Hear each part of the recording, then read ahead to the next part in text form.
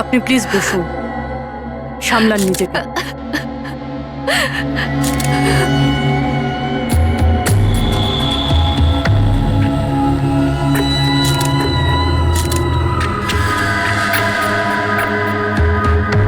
এটা কি?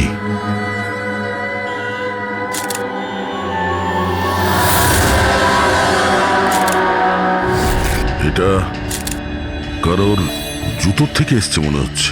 কিন্তু স্যার ওই কেতনের জুতো তো পরিষ্কার, স্টুডিওর ফ্লোরেও এরকম দাগ কোথাও নেই। একটু স্টেপারটা দাও তো।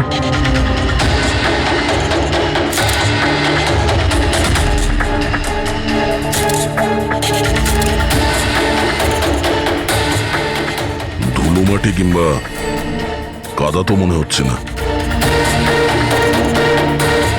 তেলের মতো কিছু মনে হচ্ছে। একটা কাজ করো, স্টুডিওতে যতগুলো ফিঙ্গারপ্রিন্টস আছে সব নিয়ে নাও।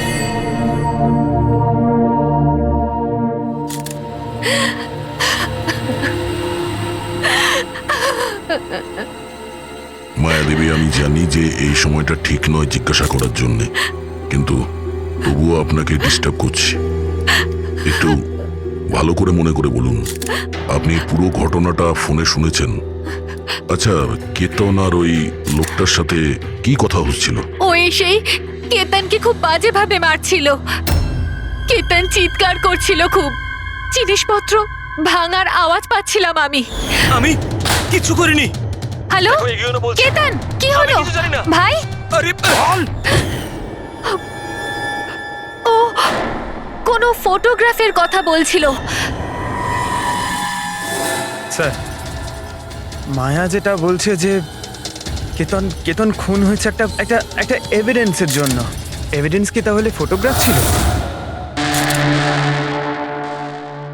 স্যার, কেতন কোনো একটা কাপেলের ইনফরমেশন লিখে রেখেছে স্যার। এই দেখুন, এখানে নামগুলো লেখা আছে স্যার, জুহুতে থাকে।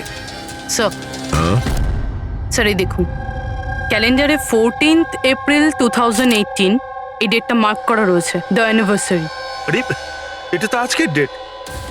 তার মানে আজকের দিনে কিছু ঘটতে যাচ্ছিল যেটার ব্যাপারে কেতন জানতো। ওর মোবাইল ফোনটা চেক করো, দেখো শেষবার কার সঙ্গে কথা বলেছো।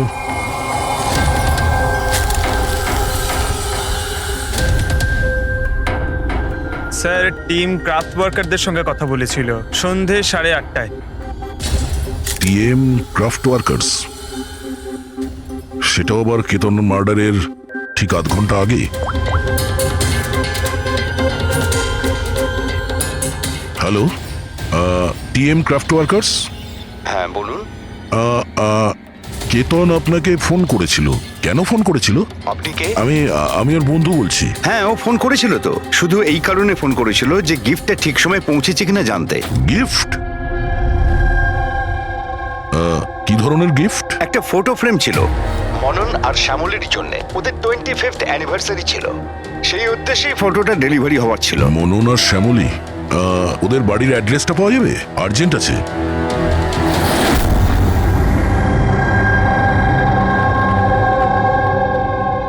এই ফটোটা এটা কে পাঠালো? পাঠিয়েছে কেতন? কেতন? কেতনটা কে?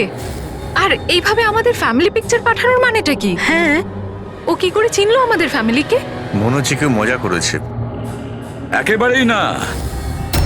আপনি কে? সিআইডি। সিআইডি? কেতন নামের একজন বিখ্যাত ফটোগ্রাফার ছিলেন যাকে খুন করা হয়েছে। এই ফটোর কারণে।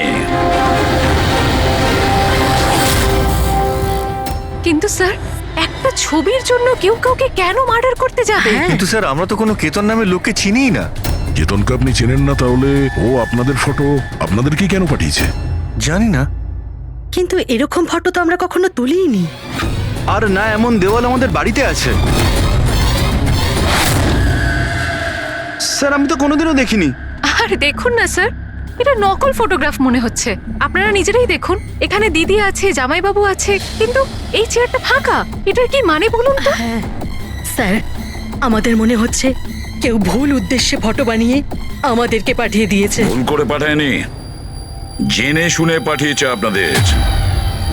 আর সেটাও নিজের জীবনের বলিদান দিয়ে। স্যার হয়তো কেউ মননের ফ্যামিলিকে মার্ডারের কেসে ফাঁসানোর জন্য এমনটা করেছে। আচ্ছা, আপনি কে? উনি হলেন আমাদের ফ্যামিলি ফ্রেন্ড মিস্টার বিক্রম। আচ্ছা, আপনাদের ফ্যামিলি ফ্রেন্ড। স্যার এতে একটা মেসেজও আছে, শি ইজ হাইডিং, সেভ হার। হয়তো কেতন আপনাদের কাউকে খোঁজার জন্য বলেছেন। খুঁজে বার করার জন্য?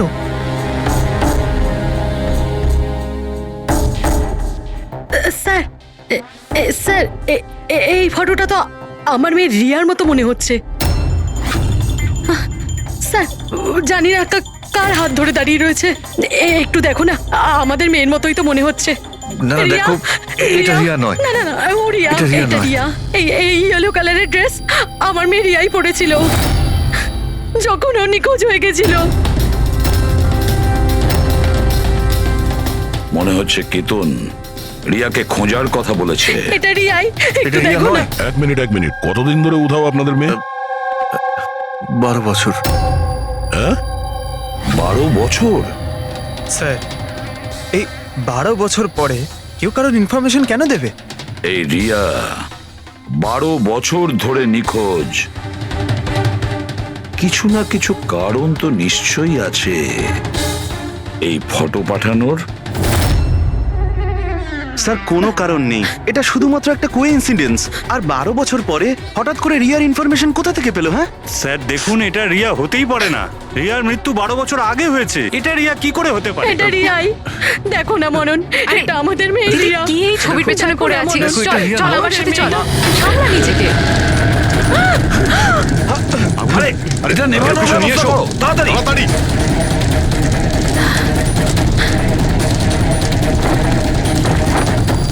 সাবধানে।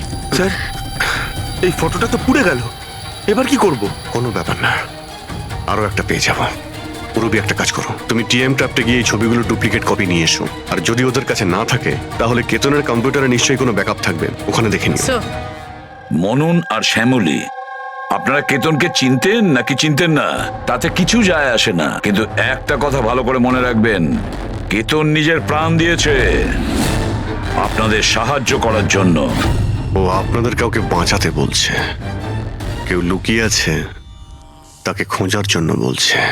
আরো কে আর কোথায় লুকিয়ে আছে সেটা তো আমরা খুঁজেই নেব।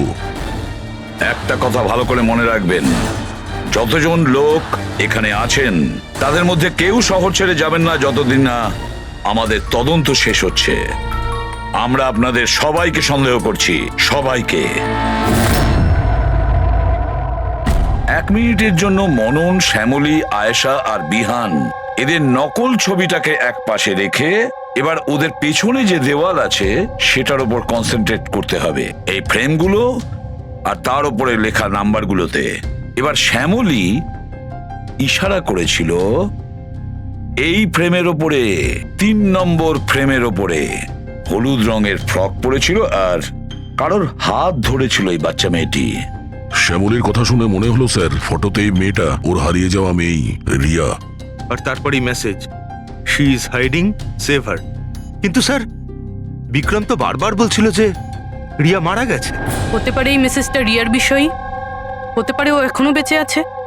নিশ্চয়ই হতে পারে পুরবি, নিশ্চয়ই হতে পারে, কিন্তু কেতন এটাই বলতে চেয়েছিল এদেরকে, মানে মননের ফ্যামিলিকে, যে হয়তো রিয়া বেঁচে আছে আর ওর হেল্পের প্রয়োজন। কিন্তু স্যার ওর এত পরিশ্রম করার কি দরকার ছিল? সরাসরি ফোন করতে পারতো আর বলে দিত যা বলার আছে রিয়াকে নিয়ে, অথবা পুলিশকেও ইনফর্ম করতে পারতো। স্যার হতে পারে ওকে কেউ ভয় দেখিয়েছে, তাই তো বাধ্য হয়ে ও এটা করেছে।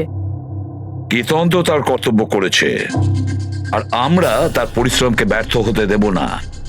পুরবি একটা কাজ করো, এই পুরো ফটোগ্রাফটা কোনো ভালো ফটো ল্যাবে নিয়ে যাও, আর এই পেছনে টাঙানো যে ছোট ছোট ফটো ফ্রেম আছে না সেগুলোকেও ভালো করে চেক করো। আর এটা যে দেখছো যে পেছনের ওয়াল, এটা আবার ফটোশপে বানানো হয়নি তো?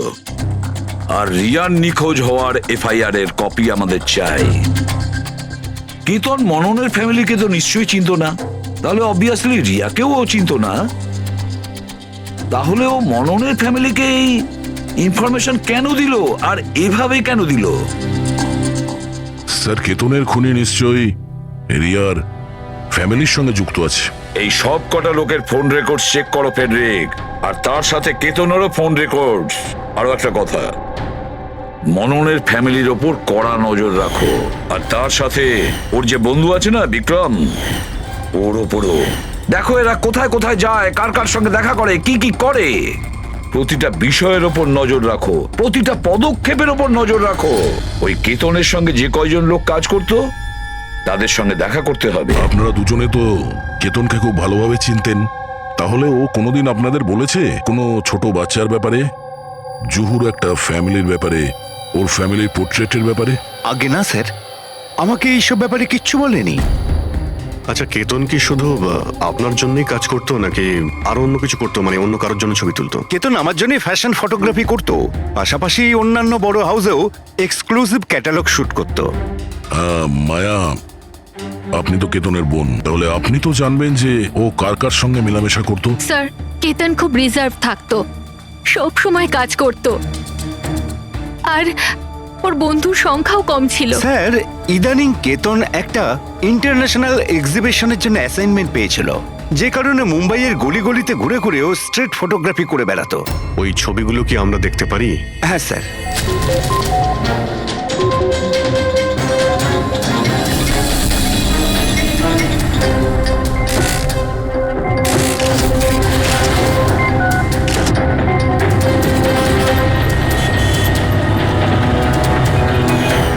এত ভালো পোর্টফোলিও বানিয়েছিল, অথচ এক্সিবিশনে সাবমিটই করলো না। কেমন দুশ্চিন্তায় পড়ে গিয়েছিল।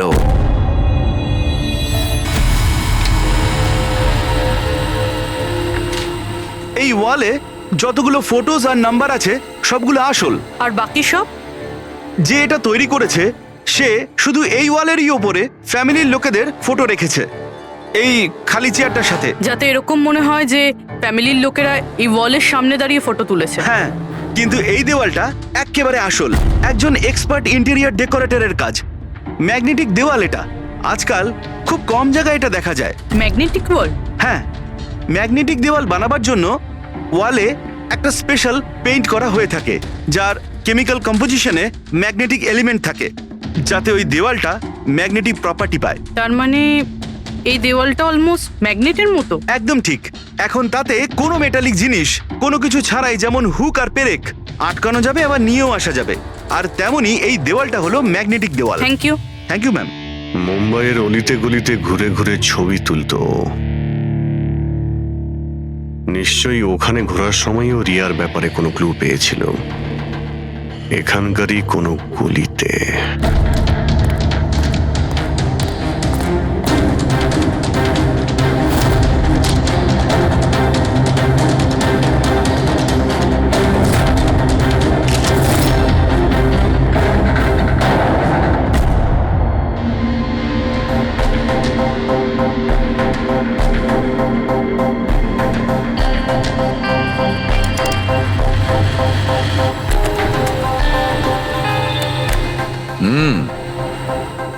তাহলে এই ব্যাপার।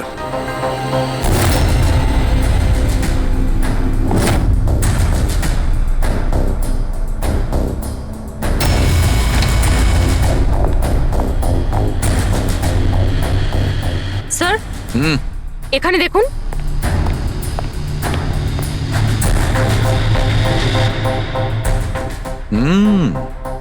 Good job Sarika. Thank you. বলো সালুকে, কি পেলে? বস, একটা দারুণ জিনিস পেয়েছি। দয়া, তোমার মনে আছে তুমি আমাকে কিছু ওই চকচকে জিনিস দিয়েছিলে, যেটা তুমি ক্রাইম স্পটে পেয়েছিলে, মনে আছে? স্যার, এটা ওখানে ক্রাইম সিন থেকে পাওয়া গেছে। এটা মাটি কিংবা কাদা তো মনে হচ্ছে না, হতে পারে কোনো অয়েল কিংবা গ্রিস। তুমি একদম ঠিক ভেবেছিলে দয়া, ওটা গ্রিসই ছিল। বস, আমি ওই পদার্থটার মধ্যে গ্রিসের চিহ্ন পেয়েছি, আর ওই গ্রিসটা এত পুরনো যে এখন ওর কেমিক্যাল কম্পোজিশনই বদলে ফেলতে চলেছে।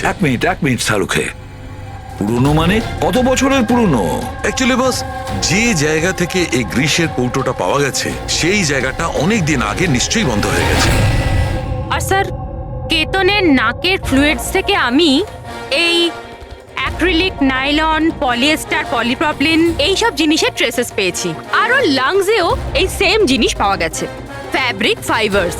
নাইলন, পলিয়েস্টার, উলফিন, অ্যাক্রিলিক, দয়া, এই সব জিনিসগুলো তো ফেব্রিকের সঙ্গে রিলেটেড, কিন্তু এ তো একজন ফটোগ্রাফার ছিল। এর কি সম্পর্ক ছিল এই জিনিসগুলোর সঙ্গে? হ্যাঁ স্যার, যেখানে এ থাকে সেই বাড়ির আশেপাশে কোনো ফ্যাক্টরিও নেই, তাহলে ওই কাপড়ের টুকরোটা ওর লাংসে কি করে প্রবেশ করলো? হতে পারে এরকম কোনো জায়গায় ও যাওয়া আসা করতো। হ্যাঁ বস, কোনো ফ্যাক্টরি, কারখানা, মিল। আর বারবার যায় স্যার, তবেই এটা পসিবল। আর বারবার যেত কেতন এইরকম কোনো জায়গায়, কিন্তু কেন, কিসের জন্য? স্যার, শ্যামলী ডিপ্রেশনে চলে গেছে, ও বাড়ি থেকে বাইরেই বেরোচ্ছে না। আর বিক্রম? বিক্রম আর ভিহান প্রায় দেখা করে, জানি না ওদের মধ্যে কি নিয়ে যেন একটা ঝগড়া হয়। আর এই ভিহান গিয়ে উকিলদের সাথে দেখা করে। উকিলদের সাথে? হ্যাঁ স্যার। আর আয়েশা ওর এক বান্ধবীর সাথে দেখা করতে যায়, কিন্তু ওর এই যে এই বান্ধবীটি ওর থেকে বয়স অনেক বড়। আমার মনে হয় না ওনার এই কেসের সাথে কোনো সম্পর্ক আছে। আর এই যে মনন না, কেতনের সম্পর্কে জানার প্রচুর চেষ্টা করে যাচ্ছে। আচ্ছা আচ্ছা, ফেডরিকো যে ফোন কল রেকর্ডগুলো ট্র্যাক করেছিলে তাতে কি জানা গেছে? কিচ্ছু জানতে পারিনি স্যার। ওদের যে রেজিস্টার্ড মোবাইল নাম্বারগুলো, তার থেকে কিচ্ছু পাইনি। স্যার। হ্যাঁ, ফটোগ্রাফসের প্রিন্ট বার করেছো? হ্যাঁ স্যার। স্যার, যেরকম আমি ফোনে বলেছিলাম ওই দেওয়ালটা আসল স্যার। ম্যাগনেটিক ওয়াল? হ্যাঁ স্যার। স্যার, কেতন এই সব ছবিগুলো ওই ওয়ালে লাগিয়ে এই ছবিটা তুলেছে, আর তারপরে ওই ফ্যামিলি ফটোটা ফটোশপ করে দিয়েছে। স্যার, এই ওয়ালের খোঁজ করতে বেশি সময় লাগবে না, ইন্টেরিয়ার ডিজাইনারের কাজ।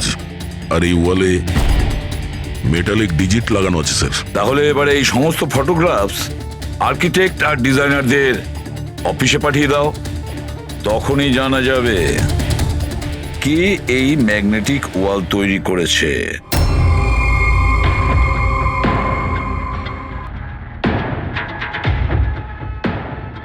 এই যে ফ্যামিলিটা বসে আছে, এর পেছনে যে দেওয়ালটা আছে সেটা কি আপনি বানিয়েছেন? না স্যার, একজন এনআরআই ইন্টেরিয়র ডিজাইনার আছে, ও নিজের বোল্ড আর ক্রিয়েটিভ ডিজাইন নিয়ে খুব ফেমাস। হতে পারে ওই এটা বানিয়েছে। অফকোর্স এটা আমারই ডিজাইন করা, ম্যাজিক লাইফ অ্যাডব্লবসের জন্য ডিজাইন করেছি এটা আমি। ইটস এ ম্যাগনেটিক ওয়াল। এই সমস্ত নাম্বার ম্যাগনেটিক ম্যাটেরিয়ালের উপর, যেটা বিনা কোনো হুক বা পেরেক ছাড়াই আমরা আটকাতে পারি আর খুলতেও পারি। কিন্তু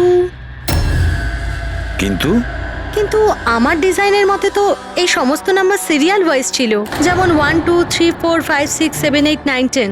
হ্যাঁ, কিন্তু ম্যাম এতে তো নাম্বার 1320678 এটা কেন হলো? হ্যাঁ স্যার, হয়তো এটা কেতনই করেছে, কিন্তু কিন্তু ওই ওয়ালের ছবি কেন তুলেছিল? এটা তো এখন ম্যাজিক লাইভ অ্যাড ল্যাবের লোকেরাই বলবে। স্যার, এটাই সেই ওয়াল যেখানে আপনি ছবিগুলো দেখিয়েছিলেন? হ্যাঁ স্যার, ওয়ালে ফটোর যে অ্যাকচুয়াল নাম্বার রয়েছে ওটা এটাই ছিল স্যার। ফটোজের মধ্যে যা চেঞ্জেস হয়েছে সেটা কেতনই করেছে স্যার। কেতন এই নাম্বারগুলো অর্ডারে ছিল, তাই না? তুমি শুধু 320 এইসব নাম্বারগুলো বদল করে তাদের তলায় স্পেসিফিক ফটোজ কেন লাগিয়ে দিয়েছো? কিছু না, আসলে পাজলস বানাচ্ছিলাম, নাম্বারস আর ফ্রেমসগুলোকে একসাথে করে। একটা ইন্টারন্যাশনাল এক্সিবিশন রয়েছে, সেটার জন্য।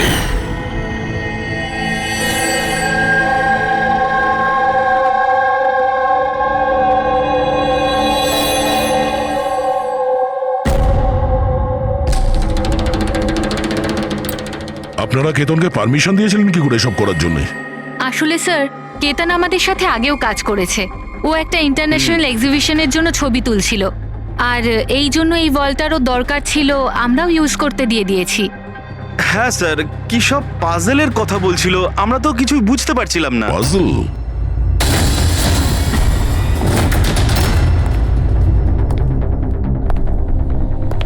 এই নাম্বারগুলো তো পাজলের। ওই পোর্ট্রেটে 3206 ছিল, আর ওর নিচে যে ফটোগ্রাফসগুলো আছে, আচ্ছা ওগুলোই পাজল নয় তো? হতে পারে কেতন আমাদের ওই ফটোগ্রাফের দ্বারা রিয়ার গল্প শোনাতে চেয়েছিল?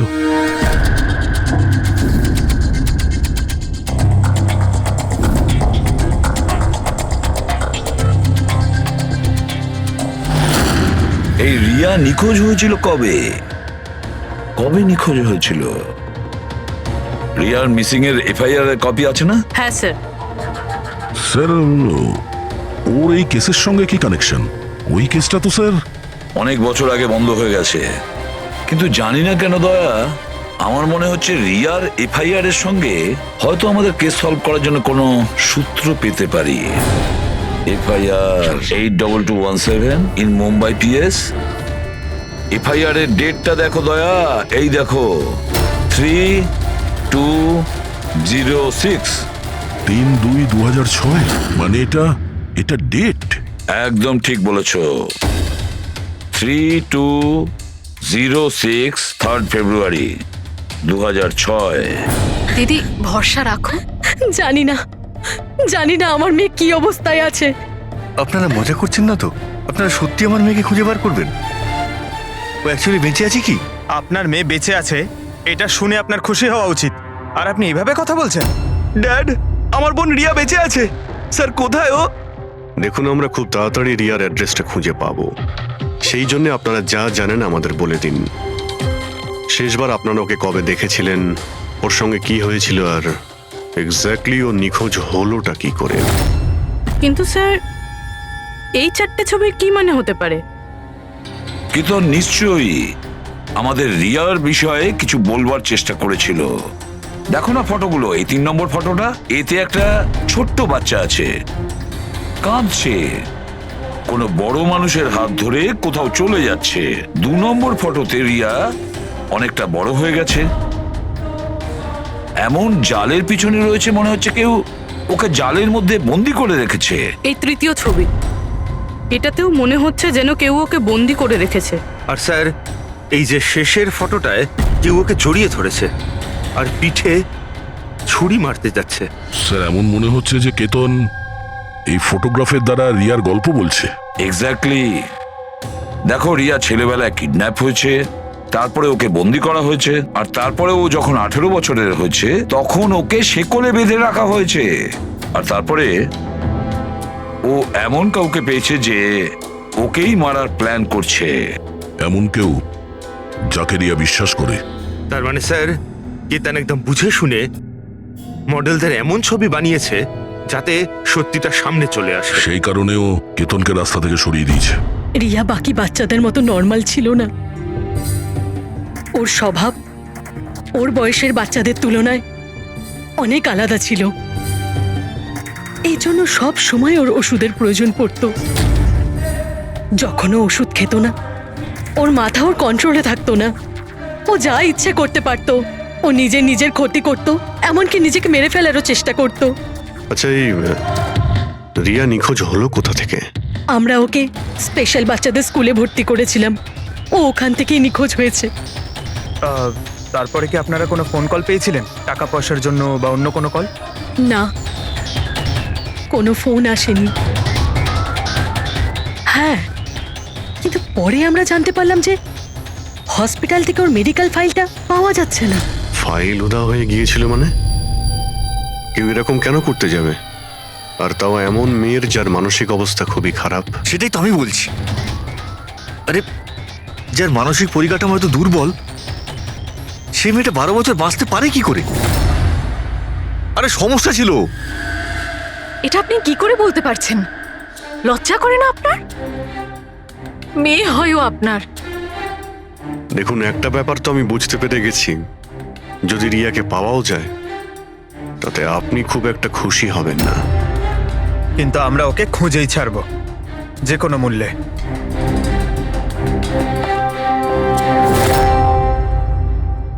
দয়া, এই ফটোটাকে মন দিয়ে দেখো। দেখো, রিয়া বড় হয়ে গেছে, 18 বছর বয়স হয়েছে ওর, কিন্তু ওর পায়ে শেকল পরানো আছে। স্যার, এই পেছনে এই জালনা কার্পেট দেখা যাচ্ছে।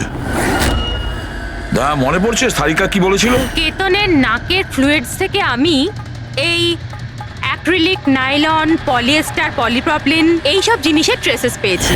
এই সব কটা জিনিস ফেব্রিকের সঙ্গে রিলেটেড, কার্পেটের সাথে। ওই কেতন ছবির মাধ্যমে বোঝাতে চেয়েছিল যে ওই রিয়া কোনো পুরনো মিল বা ফ্যাক্টরিতে আছে। স্যার, চতুর্থ ফটোটায় অয়েল ক্যান আর খালি বাক্স ছিল।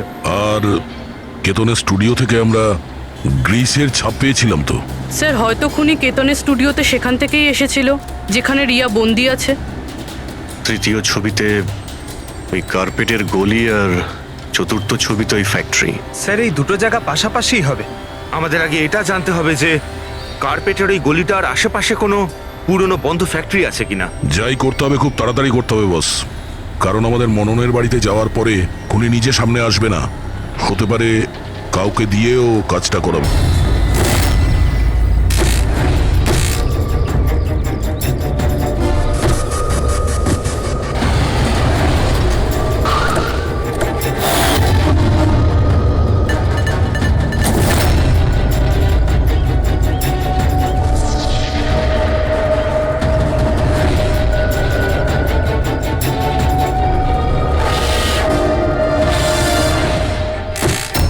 হ্যাঁ, ইনি আমাকে টাকা দিয়েছিলেন আমার ফটো তোলার জন্যে।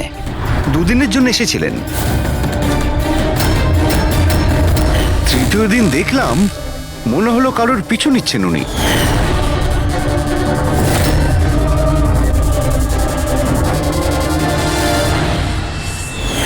কার পিছু নিয়েছিল?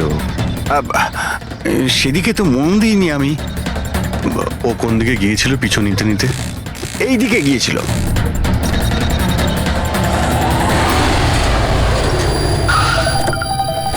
হ্যাঁ, পৌঁছে গেছি আমি। হ্যাঁ, চিন্তা করো না, বেঁচে ফিরবে না ও আজকে।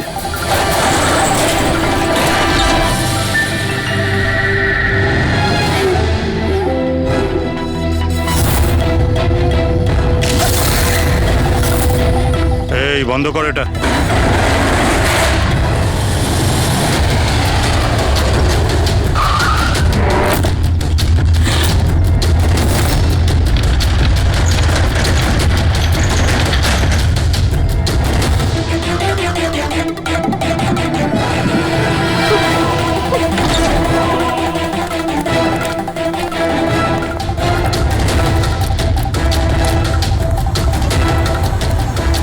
আর কোনো উপায় নেই, বাচ্চাটাকে আমাদের মারতেই হবে। বাচ্চাটার বডিটা এখান থেকে হাফিস করার পর এই পুরো জায়গাটাকে আগুন লাগিয়ে পুড়িয়ে শেষ করে দিবি, যাতে এখান থেকে কেউ কোনো প্রমাণ না পায়। এখানে তো কিছু পেলাম না, চলো অন্য কোথাও গিয়ে দেখি।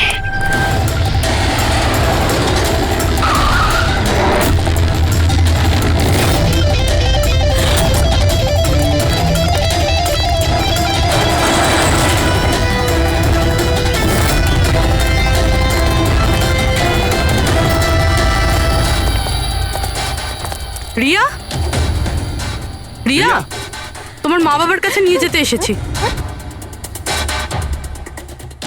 চলো। দাঁড়াও,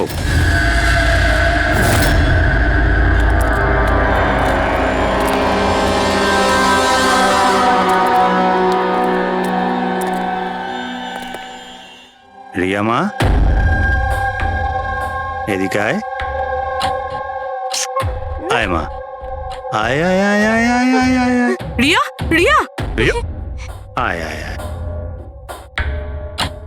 রিয়া মা, এই আঙ্কেলদের সাথে যাবি? এই বাচ্চাটা তোমাদের সাথে যেতে চায় না, একবার চেষ্টা করে দেখো। ঠিকই বলছে ফ্রেডি, এই মেয়েটা ভাবছে যে আমরা ওর শত্রু, আর ওকে ওর বন্ধু ভাবছে, কারণ ওদের ও রোজই দেখে। তুমি একদম ঠিক ধরেছ। আর এই সরল বাচ্চা মেয়েটা তো এটাও জানে না যে আজও মরতে চলেছে।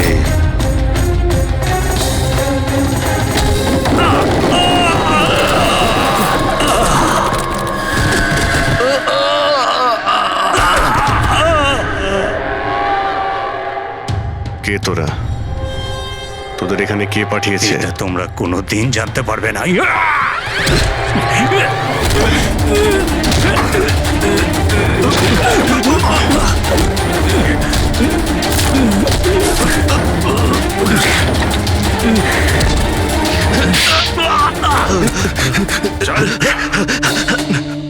এ তো গেছে দেখছি। তোদের কে পাঠিয়েছে? হ্যাঁ, স্যার আমি কিছু জানি না স্যার, ওই সব কিছু জানতো স্যার। যে জানতো সে তো মারা গেছে। এবার কি করে জানতে পারবো স্যার কে পাঠিয়েছিল এদের? রিয়া তো প্রচন্ড ভয় পেয়ে আছে, ও কিছু বলতেও পারবে না। রিয়া বলতে পারে না, কিন্তু চিনতে তো পারে। মানে মানে রিয়া এই খুনিকে চিনতে পেরেছে। কেন? কারণ ও ওকে রোজ দেখতো, ওকে সব সময় দেখতো। ওর মনে হয়েছিল যে এ ওর নিজের কেউ, সেই জন্যই ওর সঙ্গে যাবার জন্য রাজি ছিল। তাহলে রিয়া হয়তো তাকে নিশ্চয়ই চিনবে, যে এখানে ওকে 12 বছর ধরে বন্দি করে রেখেছে, যে ওর সঙ্গে রোজ কথা বলে, আর যে ওকে মারার জন্য এই গুন্ডাদের এখানে পাঠিয়েছে। এবার রিয়াই বলবে যে অপরাধীটা আসলে কে। রিয়া, যাও যাও রিয়া। এসো মা, আমার কাছে এসো।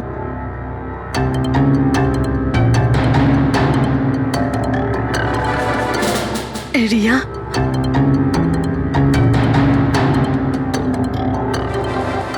এসো সোনা আমার, নিজের মায়ের কাছে এসো। এসো এসো মা আমার, এসো মা, এসো এসো সোনা আমার। আয় মা। রিয়া,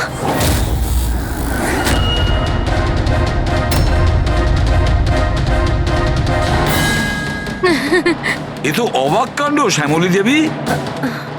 আপনার মেয়ের সাথে 12 বছর পরে দেখা হচ্ছে, কিন্তু সে আপনার কাছে যায়নি,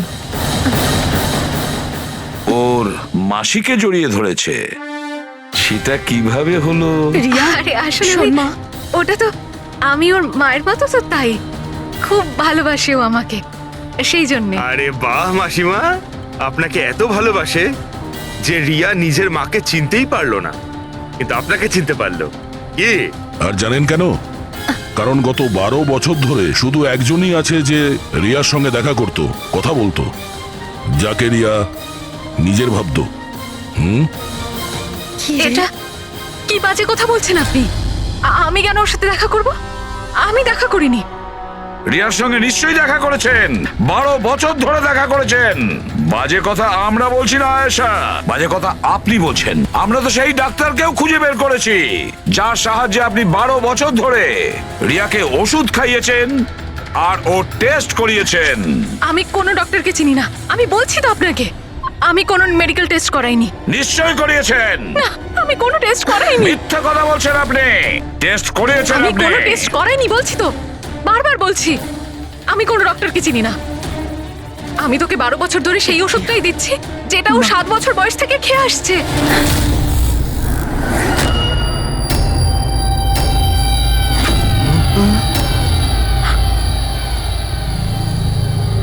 এসে গেলেন না? হ্যাঁ, যে লোকটাকে আপনি পাঠিয়েছিলেন রিয়াকে মারতে, ওর মোবাইলে আমরা ওর নাম্বার পাই, যে আপনার বন্ধু, যার সঙ্গে আপনি সবসময় দেখা করেন। আয়েশা, তুই এমন কেন করলি? বিহানের জন্যে।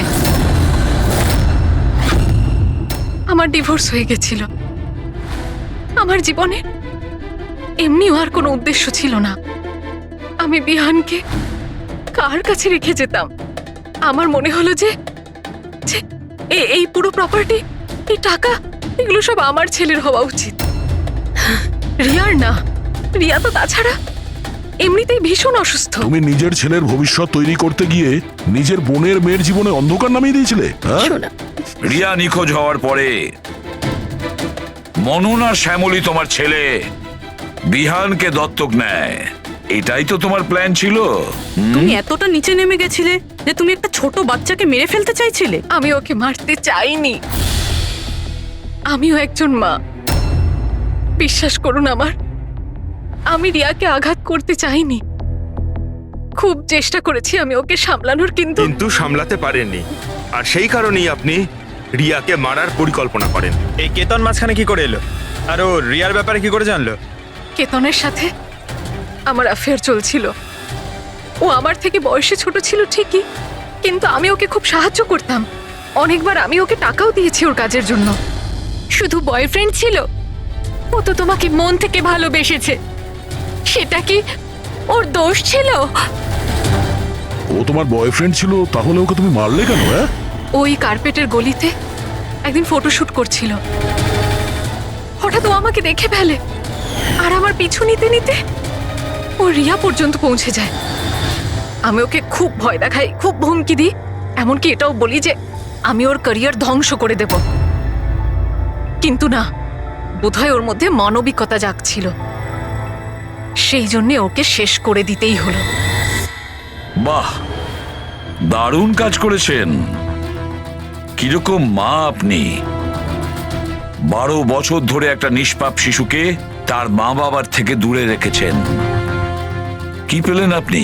হ্যাঁ, ভুলে গিয়েছিলেন আপনি যে দেরি করে হলেও সত্যিটা সামনে আসবেই। নিজের স্বার্থ সিদ্ধির জন্য বড় অপরাধ করেছেন আপনি।